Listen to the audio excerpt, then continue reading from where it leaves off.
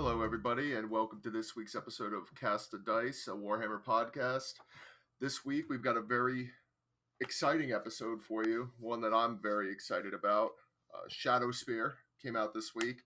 It just released yesterday, I believe, Saturday, the 16th. Yep. So, Shadowspear is out now. We've had a day to fool around with it. I've gotten my Chaos half. I split a half of it with somebody else who wanted the Primaris, so that worked out for me. It was about $150 after our local discount at our store. I know it's usually $175 retail, so it's a pretty decently priced box for what you're getting. You're getting two pretty decent halves of models there. There's a lot to be had. Brand new models on the Chaos side, which I'm very excited about. As you all know, I'm a Chaos player. I have been for quite some time here and there. Wayne, I know Wayne's a Chaos player as well. How do you feel about the models, Wayne? Have you gotten yours yet? I have two halves, and I'm actually assembling some of the Chaos Marines right now. Nice. Yeah, I have not had a chance to assemble mine yet. They're still sitting on sprue, unfortunately. Sitting here looking at them, unfortunately, work has kept me from being able to do much hobbying. I'm finally in the process of pegging down a paint scheme for my Chaos Marines. I am going with a proprietary scheme, like I've mentioned before. It's going to be very bronzy and brassy. I'm thinking of naming them like the Acolytes of Brass. They're going to kind of be a Cornate Word Bearers warband because I really want to use the Khitan.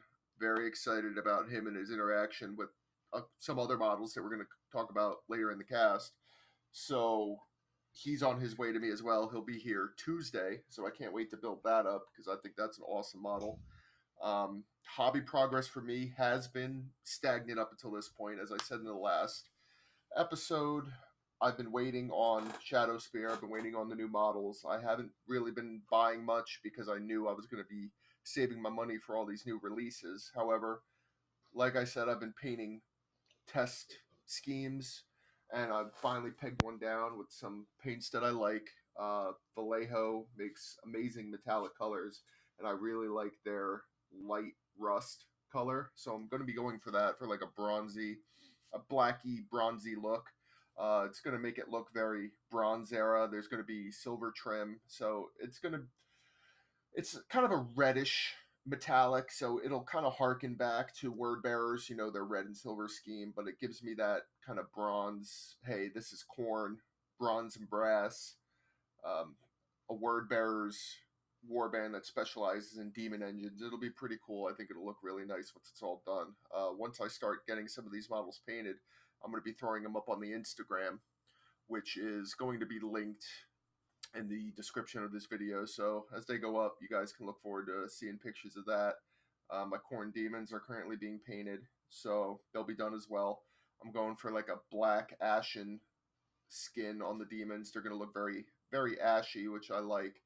Kind of like they're from a volcano almost. Not so much the fire aspect of it, but just that deep ash look, which I'm looking forward to. And again, they're going to have bronze armor, bronze weapons, so it's going to look pretty cool. And I think there's going to be a nice contrast there between the warm tones of the bronze and brass armor and the cooler tones of the grays that I'm using for the skin. So my hobby progress is pretty much that. Not much else to work on. Wayne, what have you been up to as far as your chaos is concerned? Uh, well, like I said, I'm working on assembling guys now from Shadowspear, and that's about it. I That's a have, I think I'm on the fifth Chaos Marine. So What do about you think halfway of that done. kit? Uh, I like the models. I don't like that they're monopose. Just because it means I'll have duplicates. But I do like that the heads are separate at least, so I can customize. Like I lost a head of one guy, so I gave him a Chaos Warrior head instead, and it fits very nicely on the new models. So it's like a ball and socket type connection. It's not like one of them ones where you have to kind of fit it into the neck in like a little groove. It's Yeah, it is completely like that separate. kind. It is that Oh, type. oh, it is. Yeah, like they have little pieces, and like the guy I'm doing now, his legs and his back with a shoulder pad or one piece, and then the chest piece is another piece, Uh, and it's that sort of like Dark Imperium, but not push fit. It is not a push fit model. okay, so you still have to glue it at least. Yes. You would think if they're going to make a completely monopose like that, they'd at least do us the favor and make it easier to assemble. Like, I don't even want to have to Yeah. use a glue at that point. Come on, GW. I mean, the I kits mean, themselves are good though. They really are. yeah, they look it. I haven't had much of a chance to actually even look at my spruce, so I didn't notice how much of it was monopose and how much of it was workable. To be honest, I only have one half, so it's not going to matter much for me. I'm going to be getting two of the Legionnaires from Blackstone Fortress, so they're going to round out my squad of 5 Bolter Marines because I know 3 come in the box. Those 2 are going to go with them and be a squad of 5, and then the other 4 and the other 3 in the champion, or the other 4 in the champion, I believe, will just be a close combat squad amongst themselves. So at least I could keep them specialized. No big deal. And then that's only one half. So when the multi-part kit comes out, I'll just buy that, assemble that, and I won't have as many problems as the people who are buying multiples of the Shadowspear half. So that's how I feel about that.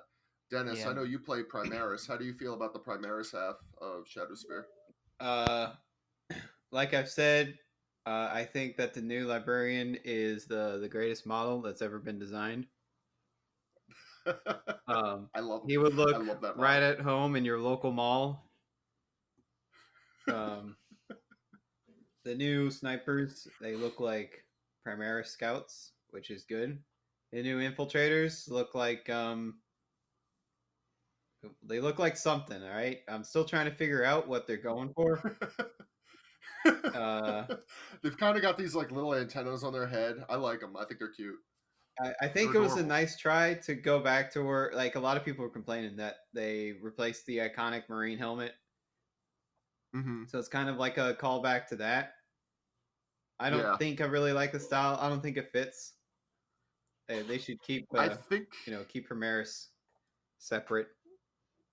Um, Yeah, I think they look a little bit Mark IV in a way, but yeah, they look kind of interesting. One thing about them that I've heard though is that these Primaris were actually set to go with Dark Imperium. They were actually going to be what Primaris Marines looked like. So I guess it's a good thing they scrapped that idea and went with the other ones because these were originally going to be the Primaris Marines, from what I heard. I don't know if you heard that too. I haven't seen that anywhere, but I've been paying attention mostly, if I'll be real. I've been distracted. As far as my hobby Yeah. progress, I did the one gnaw hole that's been posted on my Okay. Instagram. I think most of you have seen it, but decided to Yeah. do for my novels a little something weird, have a little fun with it. Mostly references to other games. So what what'd you do? uh, there's an RPG called Paranoia, greatest RPG ever made, Mm-hmm. and the titular friend computer staring at you through the Skaven portal. So that's the one I managed to finish. Besides the struts, That's cool. yeah. So and I've been distracted I by know you the were. Mortal Kombat 11 stress test. I haven't got much else done. I know you were saying you were going to do what was it, a Skyrim one. Are you still planning on doing that? Yeah, so I started on that one. Drawing something that's realistic is way tougher than doing something cartoonish, so that's probably going to take the longest. Yeah, that's such a cool idea though, and it's funny because it's a meme. So I mean, at that point, it's can't really go wrong with that. I'll be looking forward to seeing those, and you, everybody out there listening, if you want to see those when they're done, I'll be throwing them up on my Instagram as well. So you can either follow my Instagram or Dennis's Instagram. It'll be Instagram/CTD Warhammer. So just look forward to seeing those. Draco, man, how have you been doing with your hobby progress? Not much getting done currently. I've been touch and go with my pressure. Mm-hmm. Few brush strokes here and there, but that's about it. I'm waiting on my next paycheck and some of the new releases. So, yeah. Oh, you don't need money, man. Just get a credit card. No. That's like free money, right? You don't have to pay those back. I'm You not sure just about that. you just run them up. You get credit cards. You run them up. You max them out, and then you declare bankruptcy. What are they going to do? Repo your models? I've never heard of them doing that. I think you'll be fine. I mean, granted, you might lose your car and your house, but at least you'll still have your models. I think that's worth it. I think about it. I think about it. Yeah. Okay. Good. Yeah. Think about it because it's good for the channel, man. You know, you get all this stuff done. I mean, yeah, you'll be homeless, but you can come stay with me. No big deal. I would need to move to another continent though, so Ah, eh, details. might be a bit But tough. now you also play Chaos, but you play Thousand Suns. Right. Are you planning on getting Shadowspear, or have you gotten it already? No, I don't intend to. Mostly because I'm just not a fan of monopose. Um, that's really just the biggest turnoff for me right now. Yeah. Uh, Besides the fact that you can't really use any of the stuff in the box in a Thousand Suns army, apparently. no, I can't really. But I mean, I have some small regular Marines, Chaos Marines, lying around, so they would profit from it. Yeah. Not sure if it's gonna be a good list at all, but it would work. It's just monopose ain't my thing. Yeah.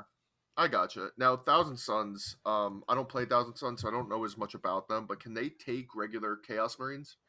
No, no, they can't. Oh, that's interesting. I mean, it makes sense fluff wise, but I still find it interesting. I thought they would have been able to, but I guess when you turn them all to dust, it Yeah, no, doesn't they really. just they got rubrics, they got their scarabs instead of terminators. They can take cultists, they can take the demon forged engines they got access to by not being corn. Um, and beyond that, it's just like the usual tanks, like Rhino, like the Predator, and that's about it. Okay. Now, what I want to talk about with Shadowspear is the units inside the box, obviously, and their impacts on the game. The first one I want to talk about is a model that has been wanted for quite some time. The models were very old, and they just recently got updated with Shadowspear, and that's the Obliterators. The Obliterators changed quite a bit in Shadowspear from their transition from the old to the new. They're slightly larger. They look much better. The models are phenomenal. They gained 2 shots apiece.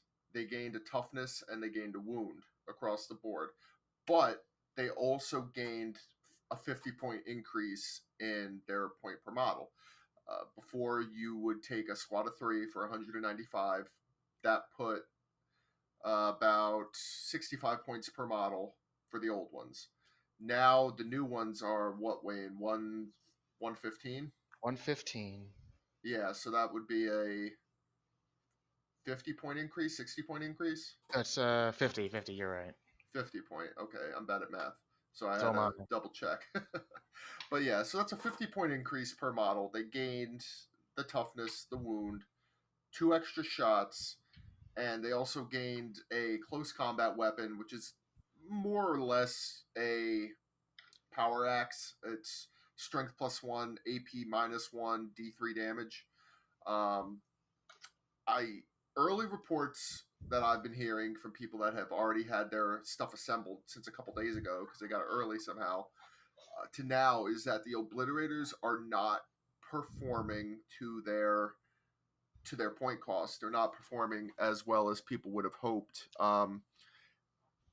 Obliterators have always been that unit that, at least in this edition, that have come down.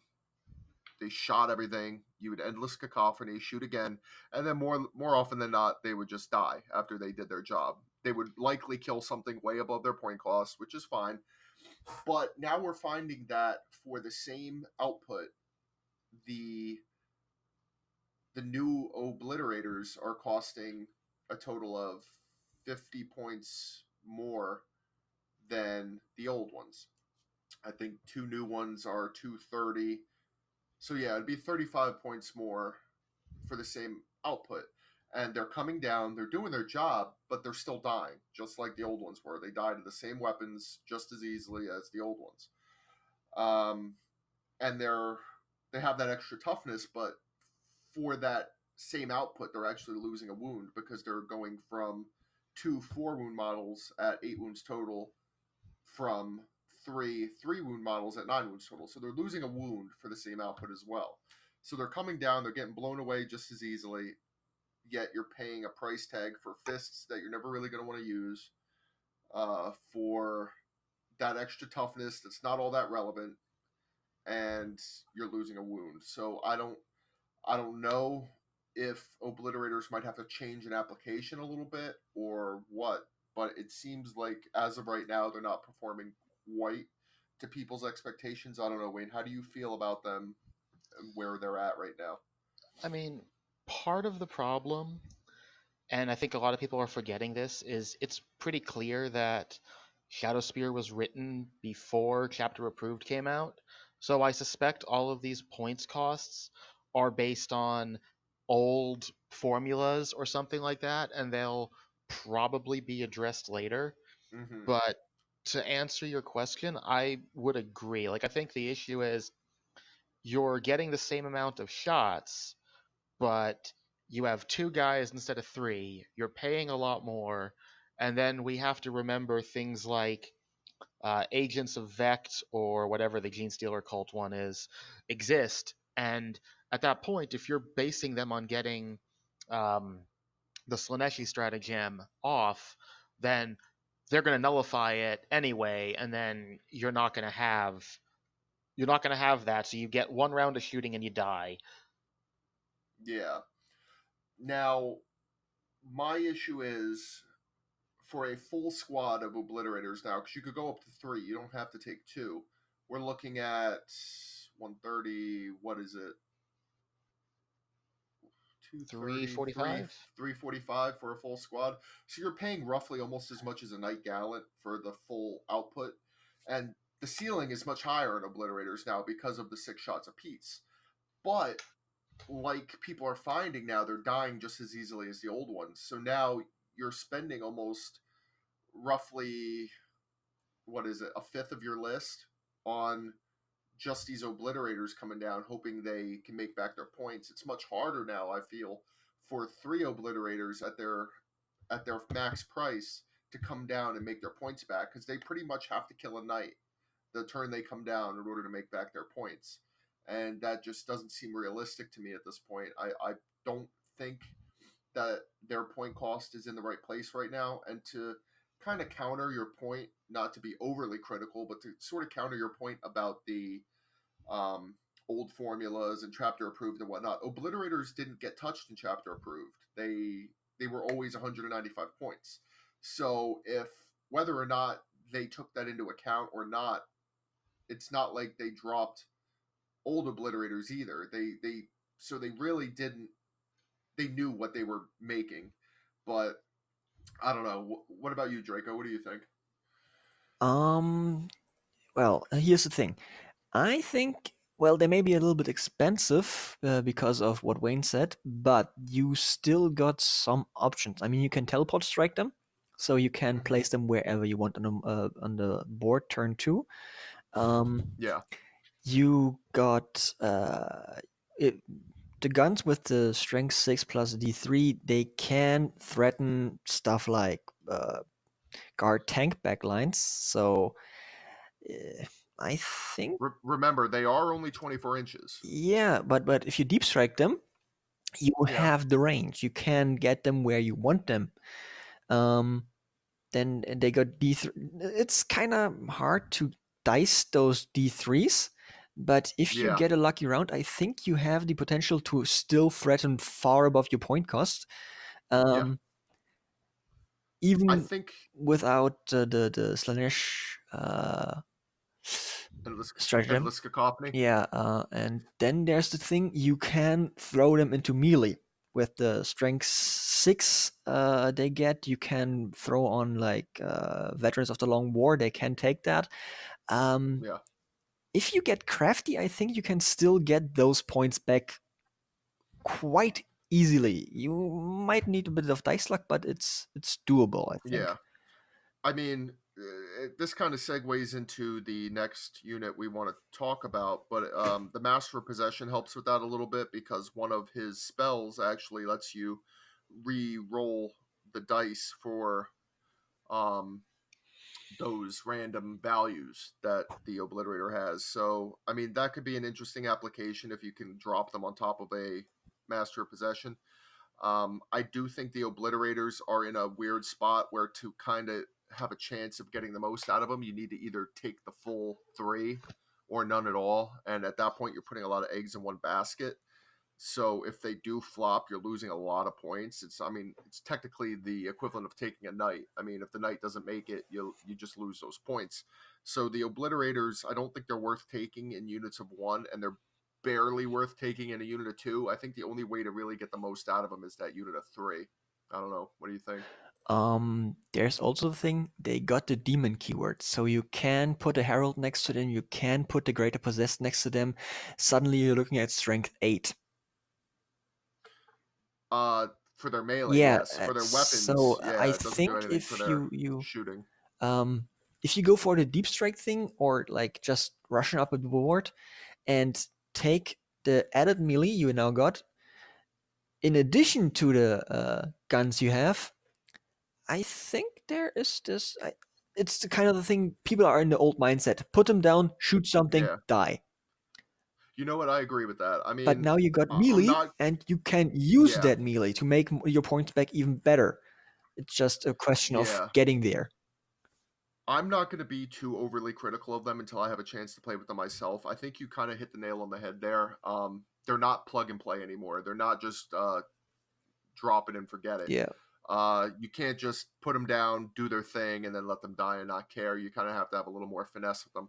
I do think you might be right that they have the potential to do much greater things now, but they just have to be used with a little more finesse. And I don't necessarily see that as a bad thing. It's just going to be like if the risk versus reward kind of evens out in the end. Like if that finesse can pay off in a big way, it'll be worth it. And I think my opinion about Obliterators will change for the positive. But if you have to do all this extra work for a minimal payoff, I think that's going to be what determines whether they're competitively viable or not. Yeah. So I'm that's going to be what depends on it. Now, the next unit, since I already touched on him, that I'd like to talk about is the Master of Possession. Now, he's very interesting in that he's the same price as a Sorcerer currently at 98 points with his base cost of 90 plus his 4 stav. So that puts him right at 98.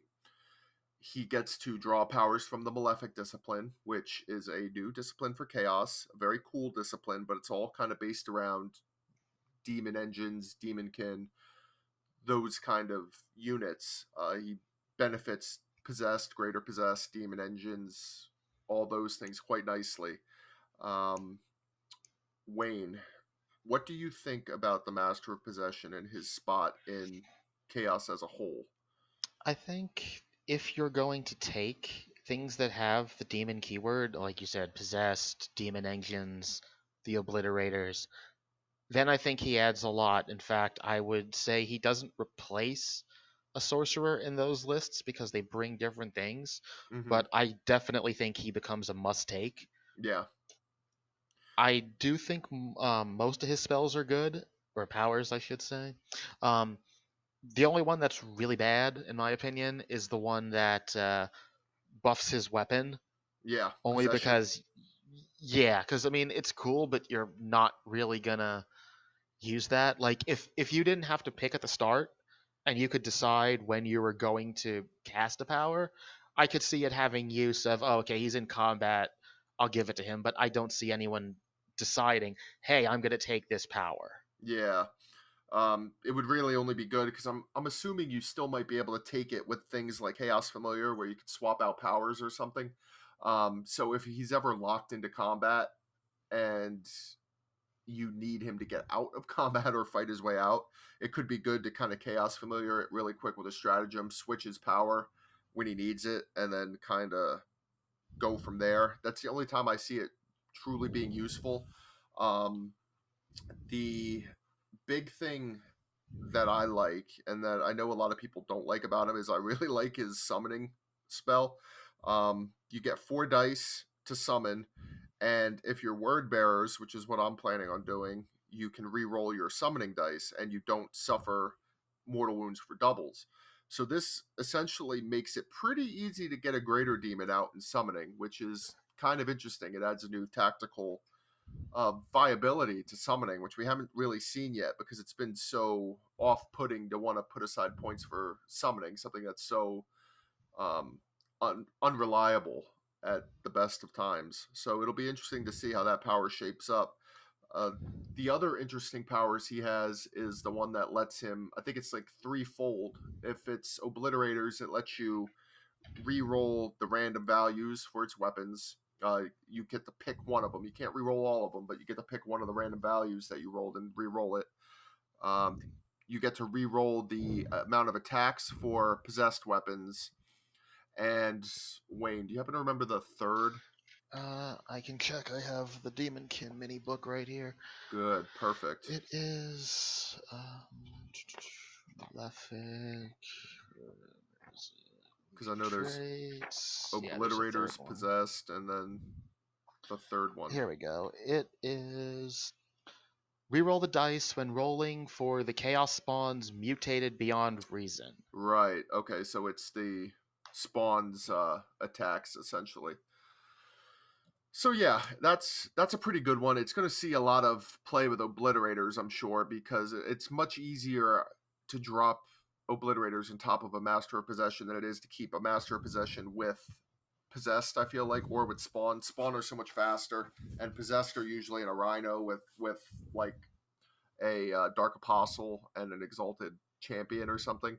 So I don't think the mob will really be buffing those units too much. I mean, it could definitely help if it happens, but I think he'll mostly be getting mileage into that spell for obliterators.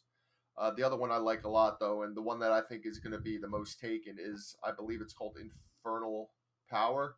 Infernal Power. Yeah, so that one's going to be re-rolling ones to hit and wound for things with the demon keyword, which includes demon engines. So that's a pretty big deal, especially when coupled with another unit that we're going to be talking about later in the podcast.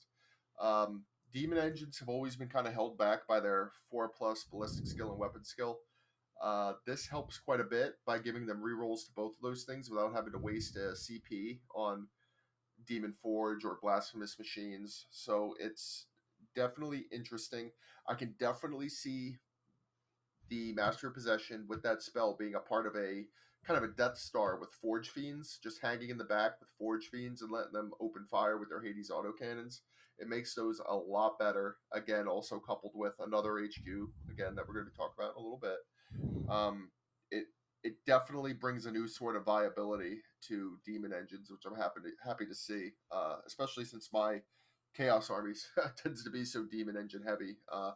This release kind of did a lot for my army, which I'm quite happy about. So that's the Master of Possession. He's interesting. He'll see play. It'll be list dependent, but I think lists that can use him will use him to great effect. Another big release is the Greater Possessed, which is a new unit entirely. It did not exist before this box. The models look phenomenal. I like one of the models a little more than I like the other, but even still, I think they both look awesome. They're large. They look phenomenal to paint. I can't wait to get them together and paint them. But the big thing they do is they're characters, so they can hide. But they take up an elite slot, so they're not an HQ, and they have 5 attacks apiece. Wayne, you have the data sheet for them. Yep. Present. What's their stat line overall? Their stat line is 2+ weapon skill, 3+ ballistic skill, but they don't have ranged weapon. Yeah. Strength and toughness 5, 5 attacks, 3 up save, demonic invulnerable. Yeah. And they're 70 points a pop, if I remember correctly. Yes. That's a pretty good stat line for a character that is tanky in his own right, but can also hide amongst units like cultists or possessed. Really anything he can hide amongst, and he buffs demons with +1 strength, and he's sort of legion demons. So he's hitting at strength 6 because his buff affects himself. He's making possessed strength 6, which is huge. He gives +1 strength to other demon engines, which is big. and all this while he's a beat stick himself. So he's a very good unit. I like him a lot. He's going to be very good coupled with Mauler Fiends, I feel like, running up the board. Kaitan, although the Kaitan's already hitting at strength 10, so he doesn't really need that much more help. But an interesting thing to note with these Demonkin armies and all the buffs they've gotten and how many strength buffs they get, they also benefit from demonic heralds on the chaos demon side that give +1 strength to demons. So you're looking at a greater possessed, which if he's near a herald of Khorne, let's say, he is now hitting at strength 7. And the demonic loci, if you have a detachment, is letting him reroll his charges. So there's kind of a lot of synergy that I'm seeing between Chaos Demons and these Demonkin armies, which is really cool. You put a lot of these synergy heroes together, and you almost create like this massive blender Death Star, where if you just run this stuff into the enemy, you're gonna tear them up. You're looking at 5, 6, 7 strength, 7 attacks. With -2 AP, 2 damage, it gets pretty nuts. It gets pretty nuts pretty quick. What do you think about the greater possessed Wayne? Do you think he's gonna see play competitively? I do. I think if you're building for it, like with everything with this, the Demonkin, it seems like they're giving you the ability to package things together. Yeah, But yeah, I mean, they definitely seem interesting. The important thing to note too is it's specifically whatever mark they are. So you have to decide that, like, um, if your obliterators are Slanesh marked, for example, the greater possessed has to be Slanesh marked also to benefit them.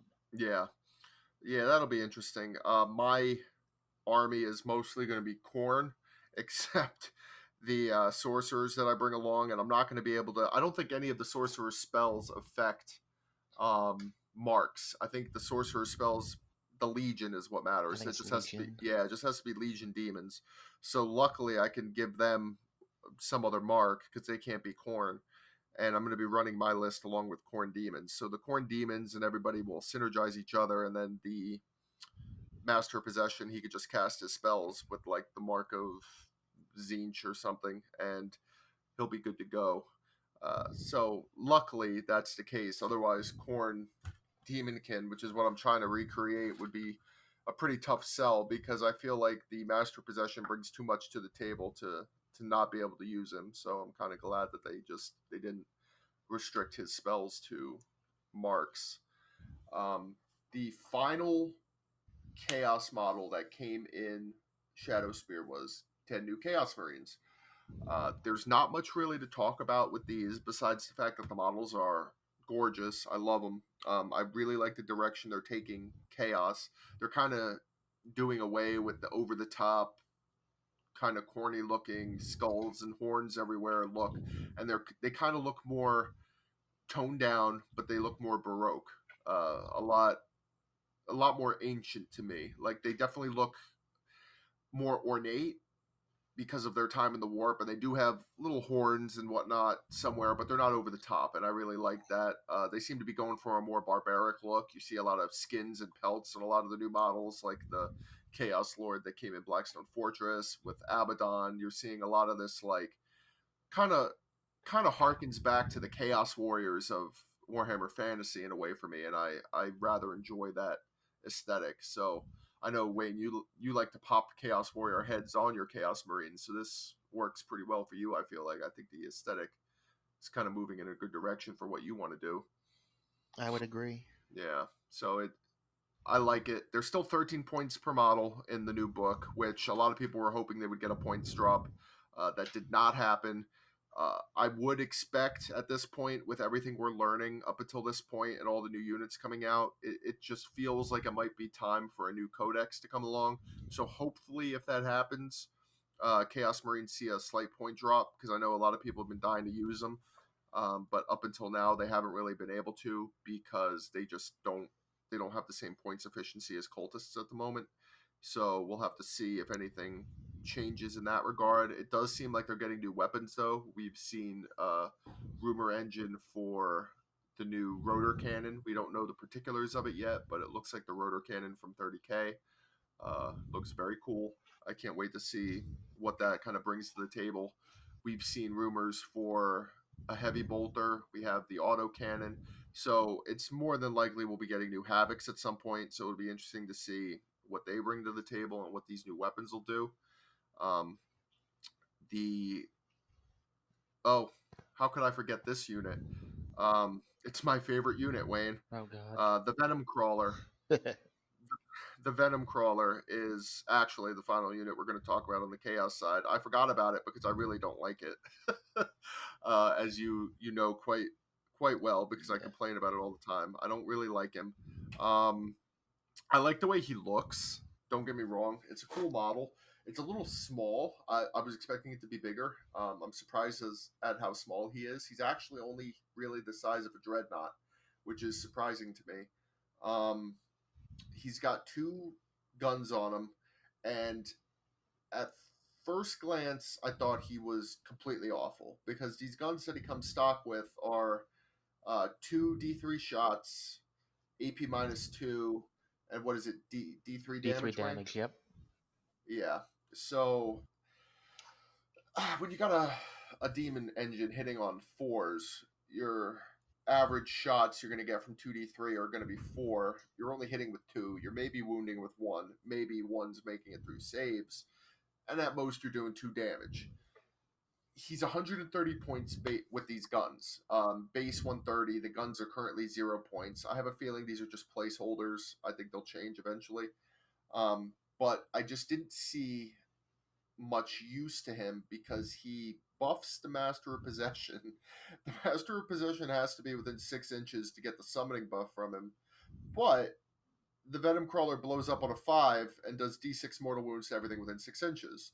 So there's a bit of scornergy here, where if the Master of Possession actually wants to receive the buff, he has to put himself at risk of getting blown up by his own Venom Crawler. So, I don't know. The guns are...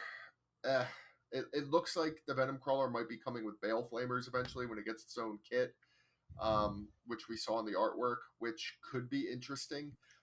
But I would hope that the base cost of the Venom Crawler would change then at that point, because I believe Bale Flamers are 30 points. So that would put the Venom Crawler at 190 points just to have 2 Bale Flamers, which I don't think is worth it. He's way too small, doesn't do quite enough to warrant being almost 200 points a model. I don't know, Draco, what do you think? You like the Venom Crawler, so...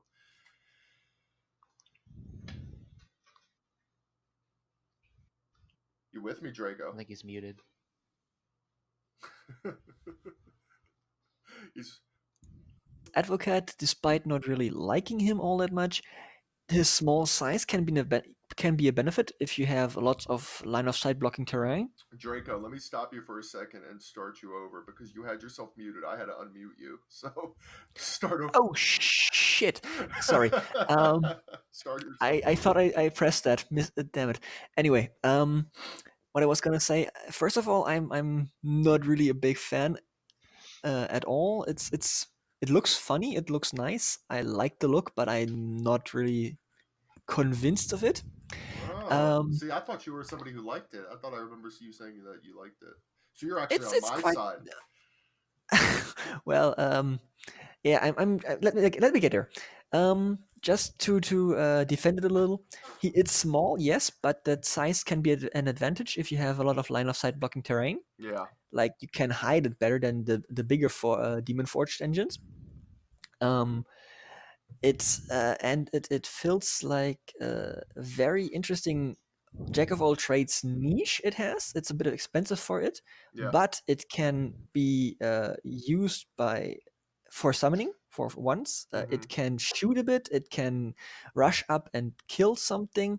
It can be affected by all the same buffs as the other engines. So it's not really one that, if you want a specialized tool, pick another demon engine. Yeah. If you want something that can be thrown at everything at the board at a moment's notice, it might fulfill that role. Yeah. It's what I'm saying. Okay, I agree to pretty much everything you've said, and I think that's probably my main issue with the Venom Crawler is that it is a jack of all trades, and like I've said before, I don't think 8th edition really benefits jacks of all trades. I think 8th edition is more about units that could come in, make an immediate impact on the board, and do what they're supposed to do really well, as opposed to something that can do multiple things kind of okay. Because with how killy this game is, units aren't around long enough to gain the points that they're spending on multiple things. It's much like the problem with the obliterators, having to pay for their newfound fists. More often than not, you're not going to be using the fists on the obliterators, so you're paying for a weapon upgrade that you're just not using, which GW seems to think that versatility is a great thing, but when it actually comes down to it in this game, uh, being a jack of all trades, you never really gain back your points because you're only really ever using 50% of your potential at any given time. There's very few units that can actually use all the tools available to them throughout the entirety of a game and stick around long enough to do that. I think really the only ones I know of that can do that are Custodes and Knights, purely because they're survivable enough to kind of be around. I disagree, mostly because my main army is Tyranids and they're built for versatility. So I am very much used to that playstyle of kit the unit out how you like it and make the most of it. Yeah. And being just having this flexible board control and abusing the high speed I have to really get where I need the unit at basically at the beginning of the turn. I see where is the issue, where is the fire burning, and how do we put it out. Yeah, like a lot of Tyranid units, I agree, are like that, and Tyranids seem to be one of the best armies built for that playstyle, and it kind of works for them. But if you, even with Tyranids, if you look at some of their highest performing units, like your Hive Guard, your Hive Tyrants, uh, they have a lot of units that are very specialized at what they do. Hive Guard only really shoot; you don't really want them in melee. The Hive Tyrants, while they're good, they're okay in melee. You really want them shooting, even though they're shooting. Their ballistic skill is worse than their weapon skill, but their strength is only 6, with not really many ways to buff their strength. So they don't really have many targets to go after in melee. So they're better off flying around and shooting. Tyrannofexes are gun beasts. Really, the biggest jack of all trades unit in Tyranids that I've seen, because I played Tyranids at one point as well, was the Carnifex. He can really be kitted out in a numerous amount of ways to help you in different situations. But even with Tyranids, I feel like a lot of their best units are specialized. So it's a hard sell for me to wanna play that way. I don't know. I mean, you play Tyranids a little bit different than I did, so Yeah, definitely. yeah, it was it probably works for you, and I do agree with you that Tyranids are probably one of the best ones at doing it, but I still don't think 8th edition really benefits being a jack of all trades so much as it does specializing in something and kind of immediately making an impact where you're needed most. So that's kind of where I'm at with that. Um, Well, yeah, the malefic powers were good, so they'll buff the Venom Crawler a little bit, but I don't know. We'll have to see how it shakes out. Well, I guess you need to find a balance between having the emergency units to fit all roles you need and having the specialized tool to really crack open the hard cases. Yeah, I think that's my playstyle mostly. It works for me. I think I can apply it here. We'll see. yeah, yeah. I can agree with that. I do think it helps to have those kind of Plan B units that can fill a role if you need them. If your heavy hitters end up meeting an unfortunate fate or something before they can really do their job. So I mean, it is good to have a little bit of redundancy in a list. So it never hurts. Um, on the other side of Shadowspear, we've got Primaris.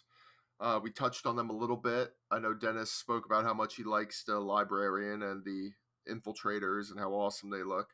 But I'd like to talk a little bit about their rules now. Dennis, what can you tell me about the Primaris if you want to go in order down the units that it comes with and just let me know everything that's going on. Like what are you liking about Primaris? Where are they at? What do you think we'll see play? And kind of just go over the stats and everything with me. Let me pull up this thing here. We have ourselves the Captain in Phobos armor, Lieutenant in Phobos armor, librarian, and Phobos armor. Infiltrators, the autocannon dudes whose name escapes me. Eliminators, I think. Suppressors.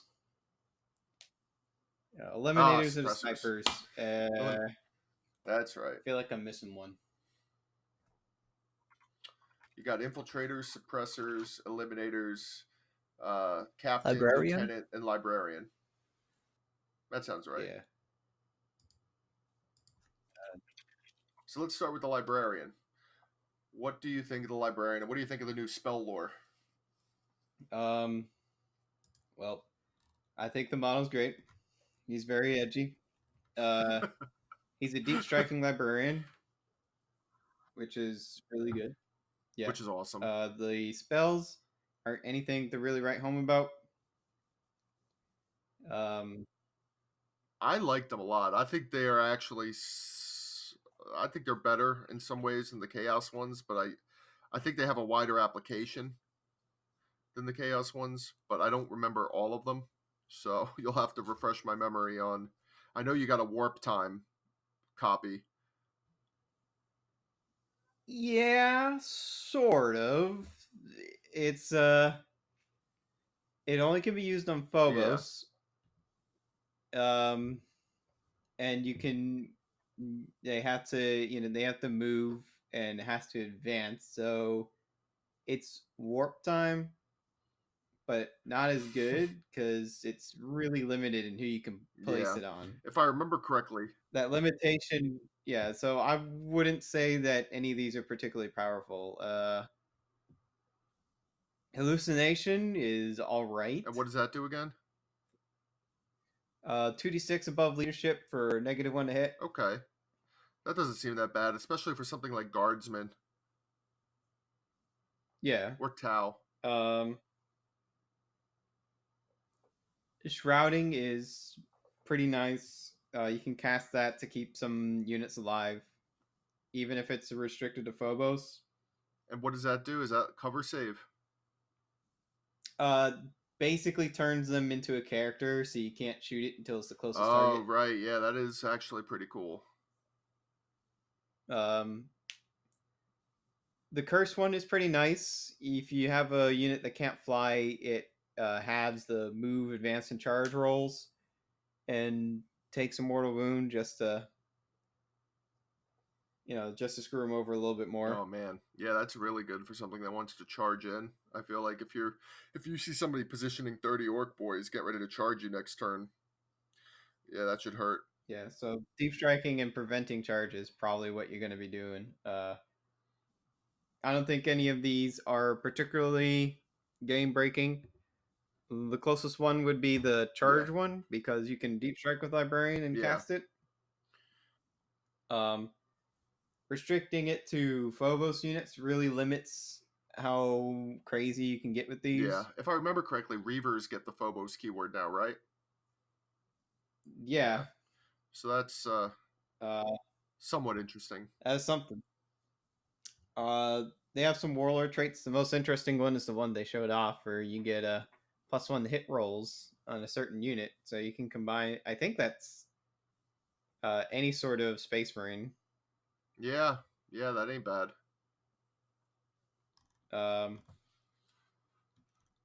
Let's go through the units. The captain and the lieutenant with Phobos armor. I mean, their captain and their lieutenant. They have slightly different weapons. Mm-hmm. I wouldn't really put any stock to them. It's a sniper weapon.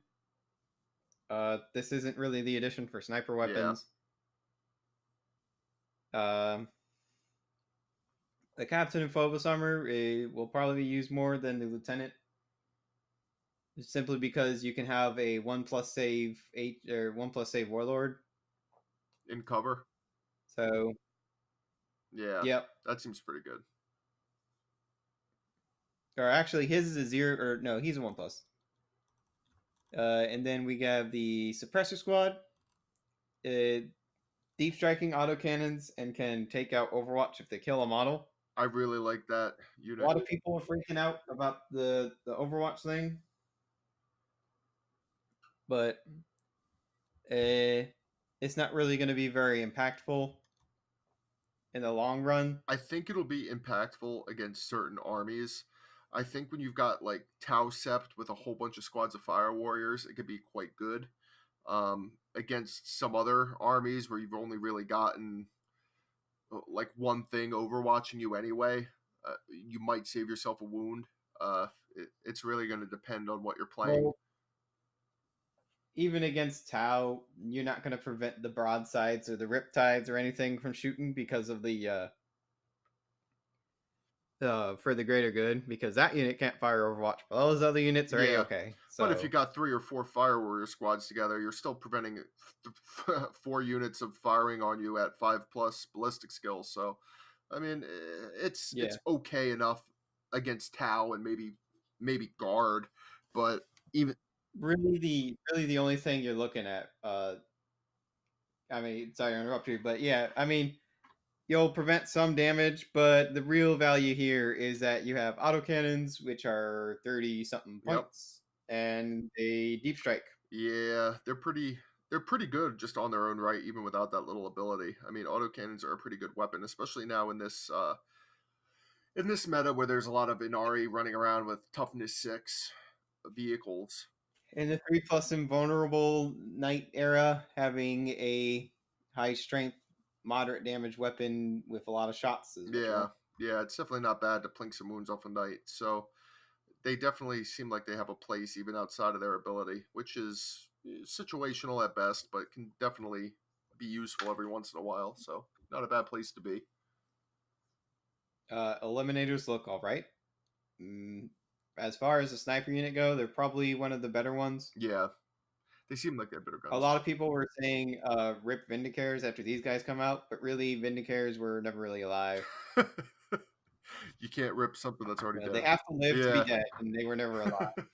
So yeah. Infiltrator squads, they're really expensive. The Helix Adept is like 30 points, and I don't know why you'd ever take one. I think it's a cool option to have an apothecary just in your unit. Yeah, it's kind of a 5+ apothecary. So yeah, but even still, I mean, if they're sitting in cover, they're going to be dying. I mean, they go up to like a 1+ in cover. Nah, they ain't got camo clothes, so they're just a 2+. Oh, okay. So yeah, they were 2+ in cover still. They'll be dying slow enough that I feel like the apothecary might be able to do something. Let me rewind a bit. The suppressor squad does not have Phobos, so you can't drop them in and prevent them from being shot back at. Oh, interesting. I figure that was important to point out. Yeah, they're the only non-Phobos squad in the Phobos group of Marines, so that's interesting. Yeah, they took their Phobos tag and gave it to Reavers. So if you like Reavers, I'm sorry, they're still bad, but you can cast powers on them. Reavers. I mean, you can love them all you want, but I love plenty of bad things. Like Necrons. Exactly. Okay, so that's the infiltrators, suppressors, eliminators, and the HQs and everything. You said the only warlord trait worth anything was the one they showed off. And which one was that again? I didn't say it was the only one worth anything. I haven't seen all of the warlord traits, but that one was definitely interesting. I can't really think of them adding another warlord trait that's that interesting. Yeah. Instead of shooting with the warlord, you select a unit within 3 inches, and you add 1 to hit rolls for attacks made by the friendly unit that target a certain unit. That actually seems pretty good. So this is going to be really good if you have a unit that's just going to be shooting at a knight or something. Yeah. And that could be used on anything. So like devastators. Yeah, really. Yeah, you get a few options with, Ultramarines with Gilliman rerolls and everything. Yeah. So they can have a generic HQ, park them by. I saw a list that used Predators, so you can have kill shot Predators who have the extra damage, and you can take the one character. He improves a vehicle's ballistic skill. That's for Ultramarines. Kronos. You have 2. Yeah, whatever. Sergeant Kronos. You got 2 guys. What do you think, Draco? Well, I mean, the base ballistic skill of Marines is 3+, so at 1 you are at 2+, and if you have to cap them nearby anyway, it's a 1 to roll, so pick a unit with very, very many shots and just hit everything, Like Centurions with the new Beta Bolter rule. for example. Oh, that's a lot of shots sitting on like 2s re-rolling. Oh Yeah, man. that's what I'm saying. I actually kind of like that. Centurions are actually kind of okay now with the Beta Bolter rule. You load them up with Hurricane Bolters and Heavy Bolters, and they sling a lot of Yeah. shots. So it's they're a unit to watch out for. I think they might make a resurgence. I don't know, but I don't want to say nothing crazy because I know Centurions have been the bottom of the barrel for a while. But I don't know. I think they might have some game now. I think people should check them out. Wayne, you have your book with you. As far as warlord traits for chaos are concerned, are there any that stand out to you? I know we didn't talk about the warlord traits before. Let's see. I mean, knowing an additional psychic power is not bad, since the warlord traits are any psyker can generate that. So a demon prince could use that, for example. Yeah, and does it restrict you to just the spells that are on your data sheet? Like it doesn't Yes. let you control. Your warlord Okay. knows one additional psychic power from any of the disciplines listed on their datasheet. Okay, so it's not like he could just all of a sudden know a malefic power, which would be awesome Right. if that was the case. Oh man, I couldn't imagine a demon prince running up with some demon engines, and he has cursed earth, given +1 to their invuln saves. Oh That man, would be because nice. that's another, yeah, that's another spell out of the malefic discipline, cursed earth. +1 to invuln saves is always pretty good. If you can keep a master of possession to keep up with your Kaitan and your Mauler fiends somehow, they're all rocking a 4+ invuln, re-rolling one's to hit and wound. Woo wee, that's gonna hurt. Can confirm, that's awesome. Oh man, yeah. As far as the other warlord traits go, I didn't really see any that really stood out to me as being that great. I mean, I know there's one that lets you deny another spell. What do you think, Wayne? I know you got the book open. That one's all right. I mean, you can deny an additional one, and he regains one lost wound each time he denies. It's not bad. Reader of Fate's okay. I mean, not for the main part. The main part is once per battle, you can re-roll a psychic test or deny the witch. The nice part about it is if you're battle forged, you roll a d6 every time your warlord successfully manifests a power, and on a 6 you get a command point. So since chaos, to my Yeah, knowledge, does not have a way to regain command points, that's not terrible. yeah, not terrible. It's a little too reliant on the opponent for my Right. liking, but it's definitely a warlord trait that could see some use. Could be interesting in relation to Alpha Legion, who get to pick new warlord traits every time a character dies. So could see some use there. What do you think, Draco? The Alpha Legion trait does not generate an extra warlord trait of choice, but you have to generate one random from the generic one from the Chaos Marine Codex, so that wouldn't work really. But Uh, um, Now so this supplement doesn't become part of the Chaos Marine Codex. I'm not sure about that, but I just remembered that the Alpha Legion specific one just generated from the normal one, one extra. So if that Mm, adds into them, good. If not, you're don't getting access to that for Alpha Legion unless you pick not Alpharios. Which why would you?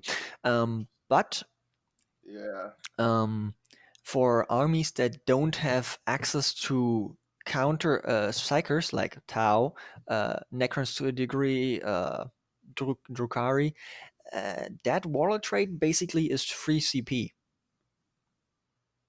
On a 5+, yeah. I mean, 5+ is the general dice roll for any CP generation, usually. So, Yeah. yeah. That's that's true to a degree. I mean, some of these some of these armies have a deceptive kind of defense against Psychers. I know like any Corn Army or Black Templars, for instance, can just deny spells on a 4+. Yeah, I So, know, I and mean, some of them you have to watch out for. Some of them, like I wouldn't want to take this against Thousand Suns, who can deny with a billion yeah, people. no, forget it. Yeah, it'd be a little harder. It'd be a much tougher sell. Um, but I can see its applications. I don't think it's awful. I do think some other ones are better. I would much rather have 2 psychic spells on my demon prince than most other things, because I'm pretty sure that's what makes Thousand Suns demon prince so good, is that he gets to take 2 Yeah. spells. So being completely self-sufficient with my demon prince, being able to give him diabolic strength and warp time, is amazing to me. I don't think I'd really be able to pass that up, but I don't know. I might fool around with some of the other ones as soon as I get these together and get some games in. I'm planning on getting that done this week, so I'll be able to report a little more on specific performances once I have everything together and I can get some more games in. I get a whole bunch of days off coming up, so that'll be a fun way to spend my days off, is testing out these new units. So now, outside the realm of Shadowspear, we had some pretty big news this week for Chaos still, and that is a new model that was revealed on the community website, which is the Lord Discordant, which is the last thing I'd like to talk about in this week's episode. The Lord Discordant is awesome, depending on certain things. Now, he's essentially a Demon Forge riding warpsmith who does the job of a warpsmith on top of giving +1 to hit to all demon engines around it. That's huge. That takes away the biggest weakness that demon engines currently have, which is their 4+ weapon skill and ballistic skill. Bringing them in line with other marine stats is a huge deal, especially when comboed with things like the Master of Possession's Infernal Power, where they're now rerolling ones to hit and wound. You have a group of 3 Forge Fiends sitting in the back with a Master of Possession and a Disco. They're now hitting with their Hades autocannons for 8 shots apiece, so that's 24 shots, strength 8, AP -1, 2 damage, hitting on 3s, re-rolling 1s to hit and a wound. That's a pretty significant buff. The biggest thing, and what I see a lot of people talking about right now, is the wound count. But I don't know. If it's 9 wounds, it'll be good. If it's over 9 wounds, it's going to be a tough sell because he'll be easily picked out. He's not a small model by any means. He's probably going to be slightly bigger, if not bigger, than the Venom Crawler. He's not going to be easy to hide behind line of sight. So it'll be interesting to see what his wounds end up being, because that's really going to determine the true effectiveness of this model. Draco, you said you wanted to use this model. What do you think about him? Well, about the wound thing, if he's 9 wounds, he's gonna be auto-include for anyone using any resemblance of Demon Forge. That's a fact. Yeah. If he's above, I think you have to invest a little bit more to keep him a bit safe. Like Cursed Earth, put him to a 4+, because I'm gonna assume he has a 5+ Demon Forge save. And Yeah. if you're lucky and you get it on him, I'm not sure if you can, but if you have access to Weaver of Fates, put it on him, 3+ invul, you're golden.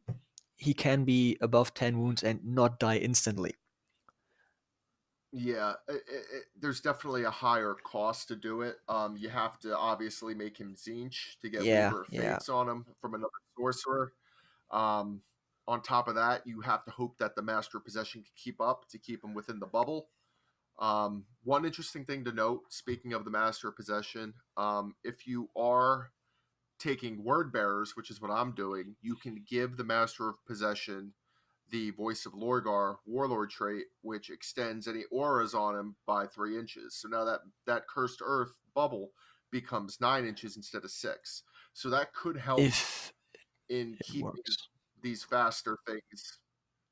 As of right now, from what I've seen, I'm expecting a FAQ on it in the future because it is kind of unclear. But based off the ruling for the Death Guard that came out in effect, where their relic pretty much allows the same thing, and it allowed auras that aren't originally on the data sheet but are added via traits or relics to work. I could see the same thing happening for Voice of Lorgar and spells that add auras. So right now, all we really have is a somewhat similar precedent to go off of. I know there's a little bit of contention on whether or not that actually works or not. I'll be interested to see if that gets FAQ'd at some point. I do think it needs one because it is one of them things that I think is a little more unclear than most rules arguments tend to be. I hope it works because it would make word bearers a lot, well, at least a little better. Their trait is still garbage, but Voice of Lorgar would become a very legitimate choice to take on a Master of Possession to keep, because he's got a lot of aura spells. So it would make a Master of Possession a very viable warlord. So that's something to look for in the future. I highly expect an FAQ on that. Wayne, what do you think about the Lord Discordant? Are you planning on using him at all? Oh yeah, I mean, first of all, that model is probably one of the coolest models I have ever seen. But yeah, He is pretty cool. I agree with everything you guys have stated. If I think if he's over 9 wounds, then you have to be very controlled about what you field. You can't just go overboard, or if he's cheap enough, Mm-hmm. take 2, I guess. But um, I think he opens up a lot of potential just because a lot of our demon engines are not bad. It's just when you're not hitting anything, you suck. Yeah, yeah. It's it's definitely going to be interesting, and you brought up a good point about the points too. That's going to be another thing that kind of determines where he falls. I'm not expecting crazy Mauler Fiend type stats for him. I think he might be Strength 6, maybe Toughness 6, but besides that, he'll probably have the 5+ invuln and a 10-inch move, but Toughness 6 isn't really that difficult to handle now. So if he isn't able to hide behind the character keyword with having 9 wounds or less, he's going to be very easy to pick out of a group. So it's going to be interesting to see where he falls points wise and wounds wise, because that's going to determine whether, one, you could be redundant with him, and two, whether you even have to based off his wound count. If you can just hide him, you won't need to run multiples. So it'll be interesting to see. He's a phenomenal model. I can't wait to get my hands on him. I can't wait to run him with my Kaitan, because that would be a Kaitan hitting on 2s now. Pretty awesome. Draco, you got any final words on the disco? Well, yeah, he's I lost my track of track of thoughts right there. Right. Another thing, yeah, I got it. Sorry. The thing is, he also repairs like a regular warpsmith, and all Demon Yes. Forge natively regenerate hit points. And you have Yes. that one new spell with, if you sacrifice life points from the warpsmith, you heal another 3. So he adds so much Yes. sustain to anything Demon Forge related, that you basically just can keep something alive to murder and murder and murder the enemy list. Yeah. Again, not to, I know I keep talking about my Kaitan because I'm very excited about him, but I mean, if you have him and the disco nearby, like you said, the spell Sacrifice lets you pluck something with the Warpsmith keyword and heal 3 damage. You're now effectively healing a Warpsmith for anywhere between 4, or effectively healing the Kaitan for anywhere between 4 and 7 health a turn, which is pretty good. So you're right; it does add quite a bit of Yeah. survivability. The only problem with that is you're now taking a damage on your discordant. So if he's already easy to kill because he can be shot at, it's going to, how much usefulness that's going to get is going to be in question. Yeah, I'm just saying there's options, and again, if he's 9 life points or under, he's auto include, and he's gonna just be a force multiplier for them. So yeah, I like him. I want him. I want 3 of them. Yeah, that's it. Definitely going for the redundancy. Yeah, I can't wait to run him with my Kaiten Ravager. I'll be getting him Tuesday, so I'll be sure to let you guys know how that ends up playing, because it's been a while since I've been thoroughly excited to run a group of units together, and this release actually has me pretty excited. So I'll be happy to report good news, hopefully. So we'll see how that ends up going. One final thought I'd like to have on this Chaos release is there's a lot yet to come. So I'm going to be very excited to see what comes out in the future. I know Abaddon has been showed off already. We don't know if his rules have changed yet, so I'm not really going to touch on him in this episode. I'd like to do a thorough review of him once I know more about him. The model looks phenomenal, so I'm looking forward to running Abaddon as well. It'll be pretty awesome. A lot of models that have been needing an update are getting updates. Now all I need is Berserkers to get an update, and I'll be good to go. That's pretty much my thoughts on this Chaos release up until this point. I can't wait for more stuff to come. Wayne, do you have any final thoughts on the releases up till now? Mostly I can say, as a dedicated Chaos player since 1996, this is a good time, at least from what we've seen. It's a good time to be a servant of the Dark Gods. And with luck, we will get the rules we need to destroy the lapdogs of the Corpse Emperor. Yeah, that'll be a good time. I mean, I would love for these awesome new models to be more useful than paperweights. I'm sick of them sitting on my shelf collecting dust. So this is to you, GW. Make Chaos great again. Okay, we want Chaos Marines that actually see play. I'm sick of using cultists. So please, make them 10 points per model, and that'll do it. I think that's fair. I think that's a fair point value. So we could go with that. Draco, final thoughts. I'm very happy with all the cross synergy the demons and the possessed and the demon forged get from both sides of the barrier. Like from the demon side, they get all the buffs from the heralds. From the marines, they get the buffs from the lords and all that. So they're really on a good spot with this, I Okay. think. And I want them to succeed. Good. Yes. Yeah, I want Chaos to succeed too. I'm sick of them being the second fiddle. It's our time. We are returned, Wayne. I just finished those Black Legion last night. I was at work and I finished the audiobook, so I'm all hyped up on Black Legion right now. So I'm very, very happy about that. Now I got to find a new book to read. Dennis, final thoughts for your Primaris loyalist scum. I don't really think much about it. I mean, it's a bunch of new units, and I think that if I had infinite funds and time, I would probably take maybe 2 of them. So all in all, as far as Primaris are concerned, this didn't really rock the boat for you. Yeah, there's like a couple things which are situationally good. I heard a lot of Genestealer players like saying that the Infiltrators are going to break Genestealer cults or something, but it's not like they forgot to take their command points through the game or something. You can get extra blips and be fine. Yeah. I don't think that the blips even interact with the Infiltrators the way they're thinking. For those not informed, there's a interpretation of the rules that says that basically Infiltrators kill anything that's coming by blips because they can't, because of their little anti-deep strike aura. That would be interesting.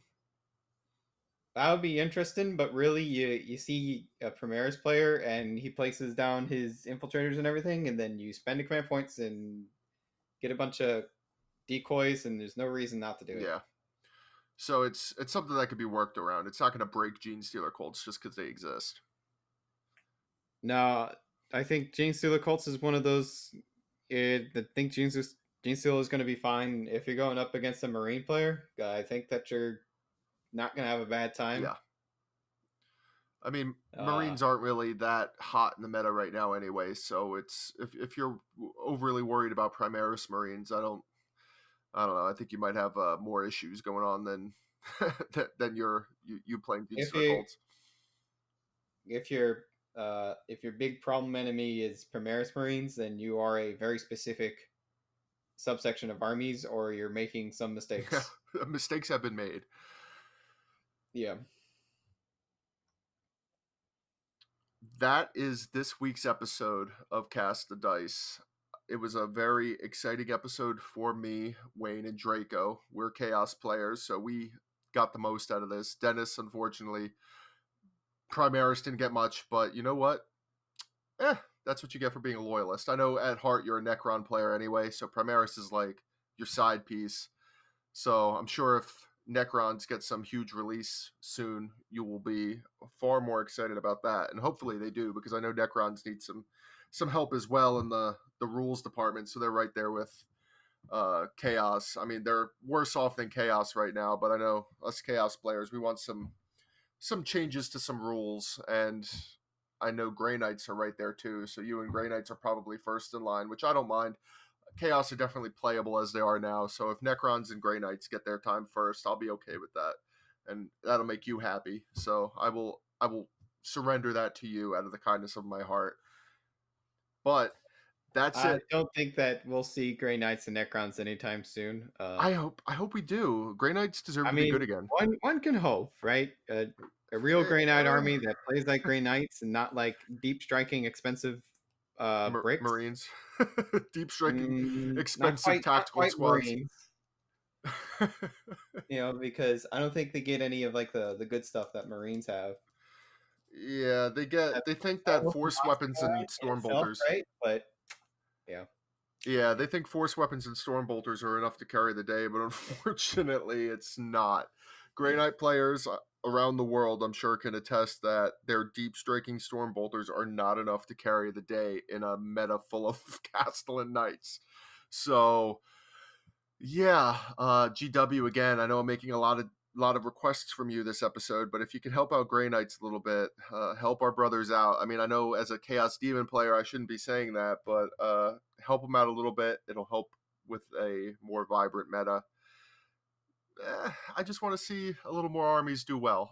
I'm sick of seeing Knights and Guard and Inari and just all of them at the top tables. I want to start seeing some more armies do well. I know we saw a Space Marine list at LVO. We even happened to see a Chaos Demons list that was a bit controversial, but not going to get into that. But it placed pretty high. So there's some things out here that are dying to do well. They just need a little bit of help on their own rules and a little maybe nerfing on things like Knights and CP generation from Guard. But that's something we can handle in the future.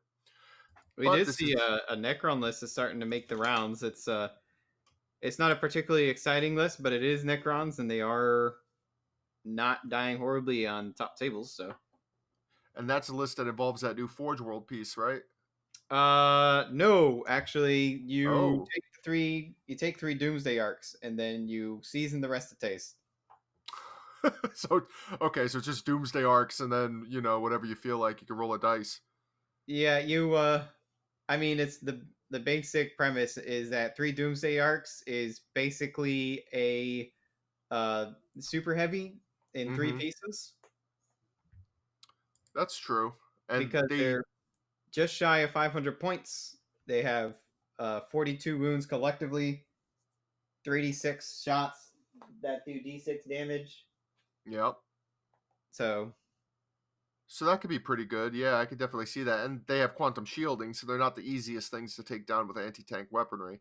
And yeah, got but game into the Castellan because that thing does 10 damage. So yep. fuck that thing. On the downside though, they do die to basic weapons because toughness 6 and a 4+ save.